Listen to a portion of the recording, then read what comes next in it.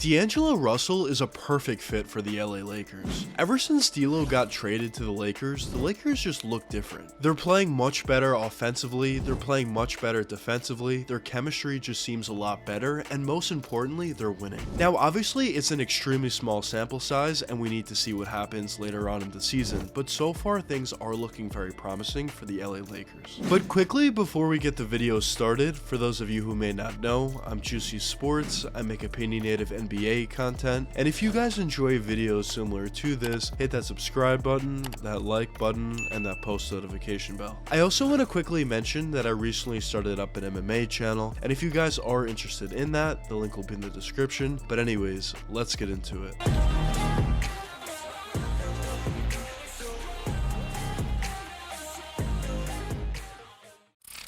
Ever since the Lakers won the championship in 2020, they've just gone downhill consistently. They've dealt with injuries to their main two guys in LeBron, but more specifically Anthony Davis, who seems like he can never stay healthy. But also the Lakers are dealing with chemistry issues. They weren't playing all that well both offensively and defensively, mostly due to coaching, but also somewhat in part to chemistry issues. And overall the Lakers just weren't looking good whatsoever. And it seemed like last season the Lakers hit rock bottom. And so far early on into the season this year, the Lakers weren't looking all that much better. Maybe they were slightly better than they were last year, but they certainly were nowhere near at the point where they were in 2020, and they definitely weren't even close to competing. But it seems like things may be starting to change a little bit for the Lakers after the trade deadline moves they made. Now the significant move they made was acquiring D'Angelo Russell, who I'll talk a little bit more about in this video, but also in that same deal they were able to get a couple of other nice guys, more specifically Malik Beasley, who in my opinion is a very talented young player, but they were also able to get Rui Hachimura, who adds depth to that power forward position in case Anthony Davis gets injured again, but also is a pretty talented young guy as well, and I just am really satisfied with what the Lakers were able to do at the trade deadline. I think on paper they improved significantly, but also in the limited sample size we have seen the Lakers play so far, they have looked like a completely different team. Their chemistry looks a lot better, most importantly. Offensively, they look to be flowing a lot better. Defensively, they're even playing better, and players just look a lot more energized out there after the trade deadline than they did before. Now all the guys that the Lakers were able to acquire during the deadline are all going to play significant roles in my opinion, but in this video I want to focus more on D'Angelo Russell and what he brings to the table and why in my opinion I think he's a perfect fit with the Lakers. Now before we talk about fit, let's look at D'Lo's game and see what he does well out there. So D'Lo certainly has a really nice ability to hit that three-point jump shot. He has an ability to catch and shoot from that three-point range, cross over, sidestep, and step back. Basically, he has it all. Now, there have been a few seasons where he doesn't shoot the most efficient three ball, but it's certainly something that he has the capability to do, and I think playing with LeBron James and getting a lot more open opportunities is really going to help D'Lo's shooting percentage. But now moving on to his mid-range game, D'Lo also has a really good ability from that range as well. He has a really nice one-dribble pull-up from that mid-range area, a really nice post turnaround fadeaway, which is unique for a point guard, but due to his bigger size and great wingspan, he has a really nice ability to hit that shot at a pretty efficient rate as well. And overall from that mid-range area, D'Lo is just very efficient and just very talented. But now moving on to his driving and finishing ability, this is also an aspect of his game that's very good and very polished. D'Lo has a really nice ability to finish around the basket with crafty layups, either his left or right hand, but more specifically his left of course. Also has a decent ability to finish through contact, and overall once he drives all the way to the basket, it is very difficult to stop him. And I would say at all three levels, D'Lo has the ability to score, but he also does it at a pretty efficient rate as well. But the great thing about D'Lo, and in my opinion one of the reasons why he's going to be such a great fit with the Lakers, is due to his great basketball IQ, but more specifically due to his great passing and playmaking abilities. Now D'Lo certainly has the ability to run an NBA offense and do it at a pretty efficient rate. Now the Lakers have LeBron of course, and they're not going to need him to do that all that much, but when LeBron comes out of the game, the fact that D'Lo has that great ability to pass and playmake is certainly going to be a huge benefit to the Lakers. But even when LeBron's out there, just having that extra guy that has that ability is always going to be a benefit.